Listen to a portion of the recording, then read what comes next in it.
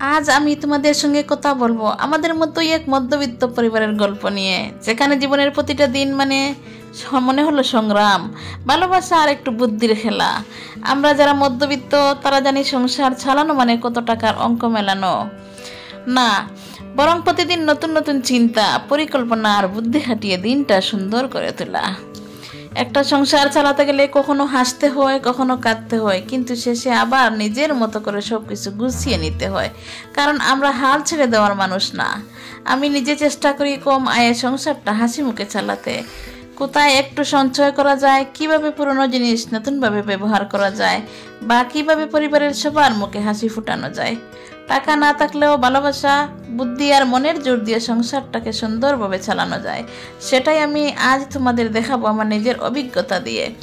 এই ভিডিওতে তোমরা দেখবে কিভাবে ছোট ছোট সিদ্ধান্ত এবং পরিবারের বড় পরিবর্তন আনতে পারে, যেমন রান্নায় একটুখানি ভিন্নভাবে চিন্তা করা, বাজারে একটু হিসাবি হওয়া, কিংবা প্রতিদিনের খরচে একটু বুদ্ধি খাটানো।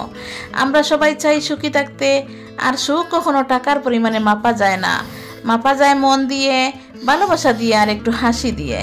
তাই চলো আজকের ভিডিওটা শুরু করি। আশা করি তোমরা সবাই আমার সঙ্গে থাকবে, নিজের মতামত দেবে, আর একসঙ্গে আমরাও শিখবো কিভাবে বুদ্ধি দিয়ে সংসার সুন্দরভাবে চালানো যায়। আর হ্যাঁ, ভালো লাগলে লাইক, কমেন্ট, শেয়ার করে সাবস্ক্রাইব করে পাশে থাকো, কারণ তোমাদের ভালোবাসাই আমার অনুপ্রেরণা। এই যে আমার শখের পায়রাগুলো দেখতেই তো পাচ্ছ, মারামারি জুড়াইয়া দিছে, কারণ একটু দেরি হয়েছিল আমার খাবার দিতে, আর খাবারের জন্য আমার বাসায় যেয়ে খুব ঝামেলা করছে। আর এই যে দেখতে পাচ্ছ, এটা হচ্ছে ডিম। কবুতর এইবার লস হয়ে গেল। কবুতর কি করলো জানো, প্রতিটা জোড়া একটা করে বাচ্চা তুললো আর একটা করে বাচ্চা নষ্ট করে দিয়েছে। এই ডিমটার মধ্যে বাচ্চাটা ফুটে বাচ্চাটা মারা গেছে। তো আগে যদি দেখতাম তাহলে আমি ডিমটা থেকে বাইর করে দিলে বাচ্চাটা বাঁচানো যেত, কিন্তু আমি আগে দেখি নাই, কারণ কবুতরের নিচে তাকে দেখা যায় না। আর এই যে এর সাথে তা দেখো মায়ের কাছে বসে আছে, আর এখানেও একটা বাচ্চা নষ্ট করে দিয়েছে। মানে এবার আমার পুরোটাই লস, কারণ হচ্ছে প্রতিটা জোড়া কবুতরে একটা করে বাচ্চা তুলেছে, একটা করে বাচ্চা নষ্ট করে দিয়েছে। কি আর করার, কিছু করার নাই। তো যাই হোক, সব মিলে কবুতরকে খাবার টাবার দিয়ে এবার চলে আসলাম রুমে। এসে দেখো এই যে এগুলা কি নিয়েছি, এগুলা নিয়েছি গরম মশলা। আমার গরম মশলা শেষ হয়ে গেছে, আমি গরম মশলা করব।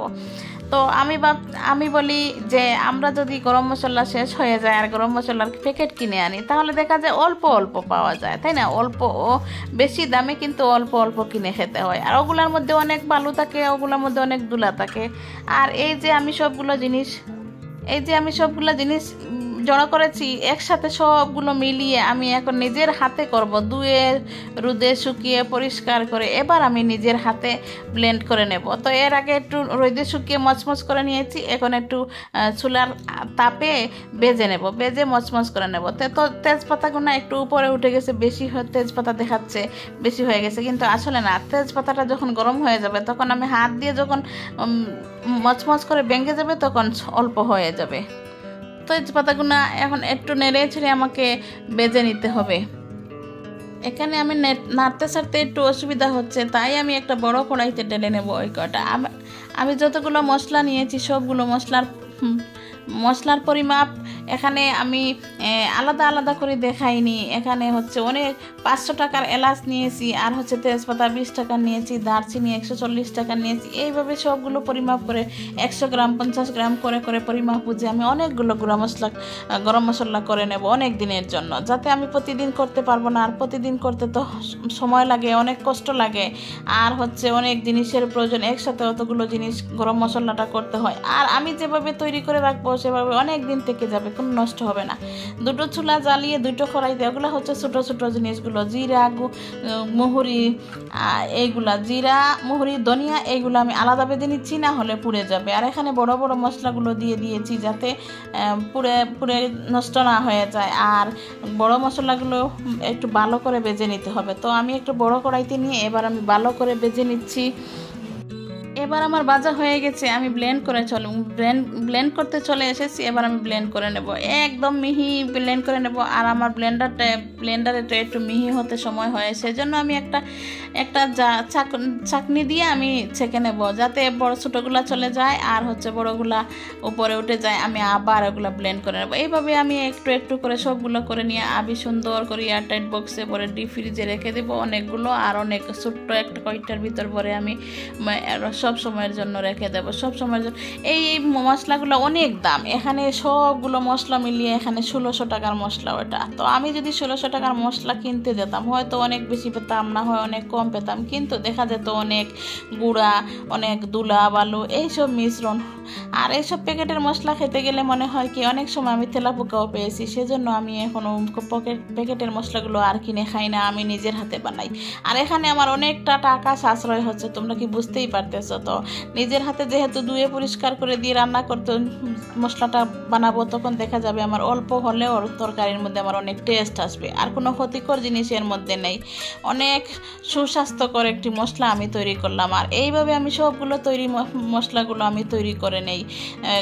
জিরা গুঁড়া, ধনিয়া গুঁড়া, মরিচ গুঁড়া এবং হলুদ গুঁড়া, আর এই দেখো গরম মশলা, সবগুলো আমি নিজ হাতেই তৈরি করি, যাতে আমি অল্প অল্প কিনে এনে অল্প অল্প খাবো না। আমি বেশ সুন্দর করে জিনিসগুলো জড়ো করে একসাথে আমি প্যাকেটিং করে রেখে দেবো। এই যে এখন ছোটো ডিব্বাটার মধ্যে তুলে নিলাম, ওটা থেকে আমি সব সময় খাবো। আর ওই বড় ডিব্বা যেটা তুলে নিয়েছি ওটাতে আমি ডিপ ফ্রিজে রেখে দেবো সংরক্ষণ করে। 1 বছরের জন্য কিছু হবে না, একদম যেমন ছিল তেমনই থাকবে, কোনো সমস্যা হবে না। তোমরাও যদি চাও এরকম করে করতে পারো। আমার মতো অতিরিক্ত বেশি না করে তোমরা একটু অল্প করলেও পারবে। আমার একটু বেশি করে নিয়েছি, যাতে আমার কয়েকদিন চলে যায়, আর আমি ডিপ ফ্রিজে রেখে দেবো, কোনো সমস্যা হবে না আমার। তো আমরা যদি দেখা যায় ছোট ছোট প্যাকেট কিনে এনে খেতে চাই, তাহলে দেখা যাবে অনেক দাম পড়ে যাবে, কিন্তু এইভাবে জিনিসের দাম কম পড়ে অল্প বেশি করে কিনে আনলে।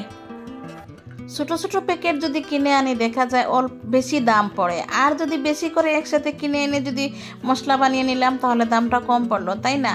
আর এদিকে আমার একটা লাউ কেটে নিয়েছি, লাউটা দিয়ে আমি এখন রান্না করব মাছের তরকারি। তো মাছ দিয়ে রান্না করব। মাছগুলো যদি আস্তে আস্তে দেওয়া হয়, আমার বাচ্চারা খায় না মাছ, ওরা বেশি মাংস পছন্দ করে, কিন্তু আমি করব কি, ওদেরকে মাছ ভাত তো খেতেই হবে, তাই না?